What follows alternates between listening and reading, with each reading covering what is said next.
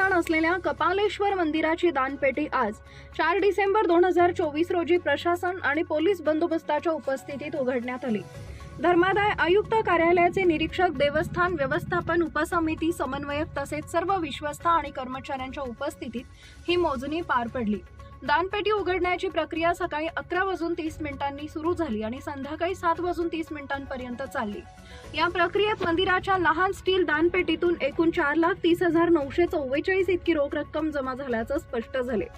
दानपेटीतील रोख रक्कम मोजण्यासाठी प्रशासनाने योग्य ती दक्षता घेतली। मोजणीची संपूर्ण प्रक्रिया पारदर्शक व नियमानुसार राबवण्यात आली।